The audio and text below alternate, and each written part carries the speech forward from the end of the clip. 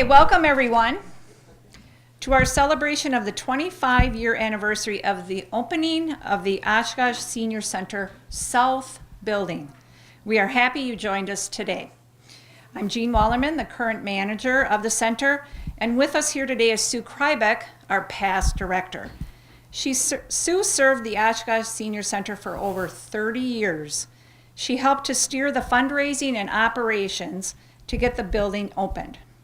In a few minutes, she will share her memories of the journey on what it took to build this facility.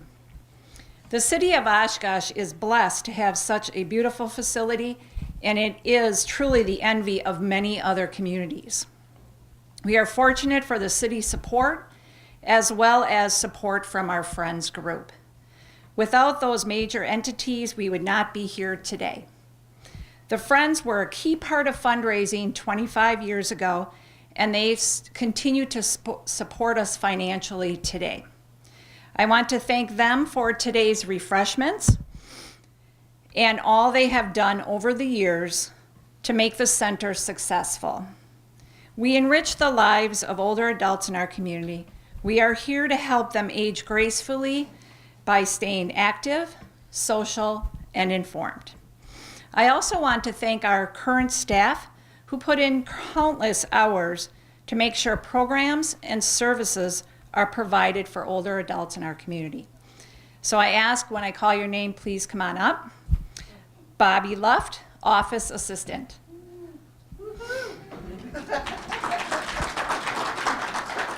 Sarah Barnt, Secretary. Jane Wells, Program Supervisor. Evan Bremberger, Activities Coordinator. Amanda Uboble, Fitness Coordinator. Carrie Wolf, Assistant Activity Coordinator.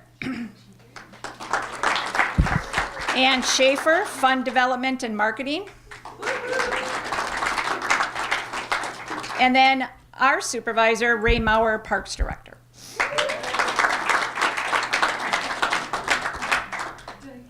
Thank you all for your dedication to the center. Thank you.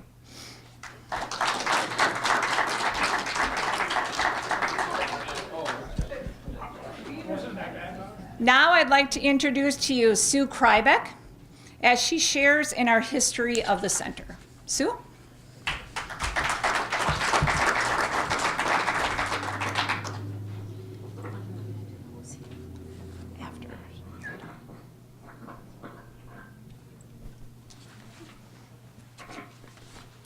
It's hard to believe that I've been retired 11 years. I must have been a child when I retired. I'm just going to go through some history with you to prepare for today's special 25th anniversary celebration of Center South. I looked through several scrapbooks, which we have for you today that you can look through too. I was reminded of the many trials that were endured before this beautiful building became a reality. What I remember most are the many special people who worked so hard to have a facility built to house the senior center. Most have passed on, but their faces and names are clearly part of my memory. It was Margaret Marks, Hazel Cuff, Cliff Sabora, Joyce Smith, Harold Steinke, and Jermaine Kilsig, who were members of the Oshkosh Senior Center Board of Directors at that time that became the incorporating board of the Friends of the Oshkosh Senior Center in 1986. The Oshkosh Senior Center was actually started in 1975 by representatives of senior clubs in Oshkosh, AARP, Retired Teachers, Golden Agers, Senior Citizens Advisory Council, and more. The city of Oshkosh was asked for funds for staff right from the beginning. By the time I was hired in 1978, Director Dorothy Newcomer had developed an exercise class, bridge class, and several educational programs. Monthly travelogues and ethnic dinners were prepared by volunteers. At that time, we were in one large room of the First Presbyterian Church. Plans were underway to hire a nurse to give health screenings and have monthly blood pressure clinics. The first center was in a large, as I just said, was in a large room of the First Presbyterian Church. And there was poor parking there too. Marion Manor was opening for senior housing, and arrangements had been made for the Oshkosh Senior Center to occupy some space available in Marion Manor in early 1979. As preparations were made to move into the new facilities, additional services were added: creative writing, a chorus, craft classes, a resale shop, and more. Facilities in Marion Manor brought special challenges, very limited parking, and shared space, among others.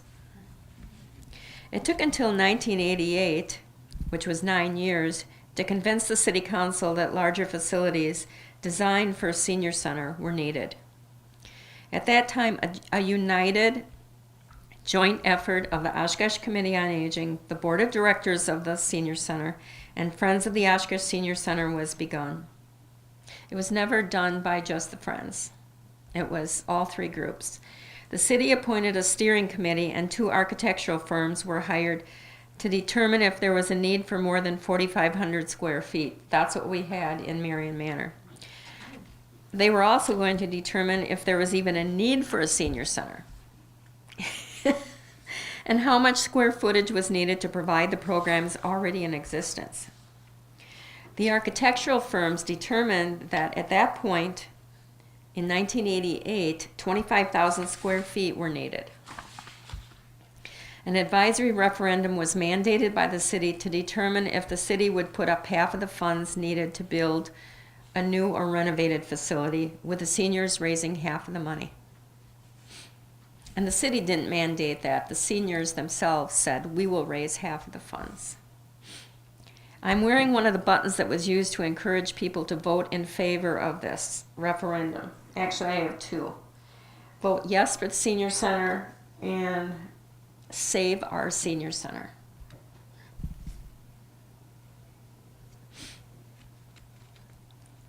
We were happy to receive the favorable vote, and I would just say that, where's John Holdorf? Can't see him. Where's John Holdorf? Well, maybe he left.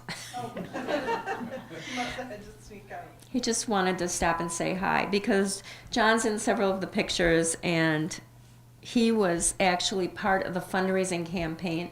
So when you see a picture of people looking at the favorable vote, he was one of those people in that picture. Following this vote, campaign leaders were appointed to begin the fundraising drive. It would take one failed effort. After a site was eliminated on Knapp Street due to stipulations of the owner that the city would not agree to, the campaign came to a halt. And the seniors and I would liken it to somebody in the family died the day that the campaign was halted.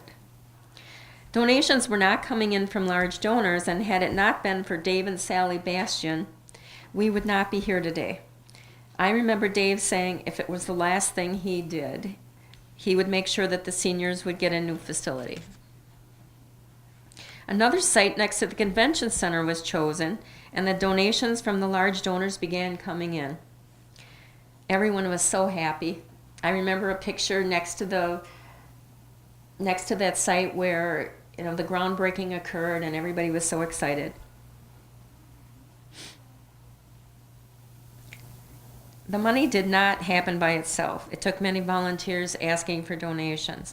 And right after we had the very day that we had a pancake breakfast for all volunteers, thanking them for raising funds, the headlines in the paper was, "The contamination was found on that site." And we can laugh now. That site next to the convention center was eventually eliminated due to contaminated soil. I remember the seniors involved wondering if they would ever live to see a new center. That is the truth. Finally, after 20 different sites were studied, City Manager Bill Free negotiated this site with a land swap with Fox Valley Technical College. Parking was limited, and recently it has become more limited, But everyone involved thought we were just fortunate to have a new facility, any facility at all. This building is 15,000 square feet, not the 25,000 that was determined in the late 1990s that we needed. Instead of a $2 million facility, this facility was $1.1 million.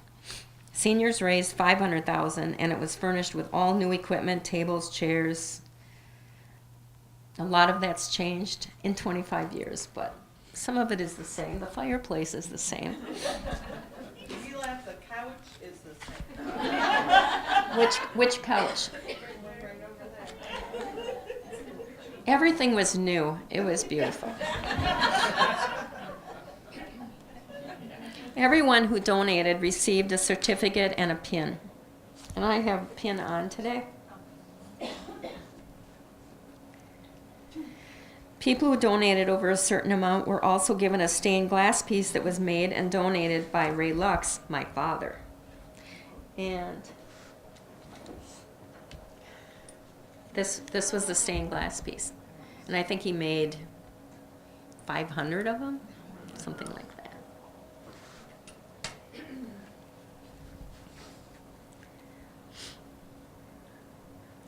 Those who gave over 500 had their name put into a plaque that's still in the hallway between the back and the front door, the side and the front door. And, you know, that logo, the theme for the campaign, Together to the Future, the seniors themselves picked that theme.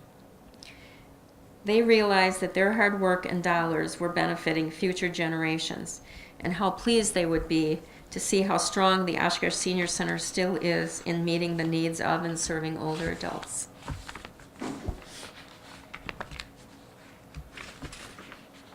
I'm almost done. Chris was going to tell me when I had 1 minute left.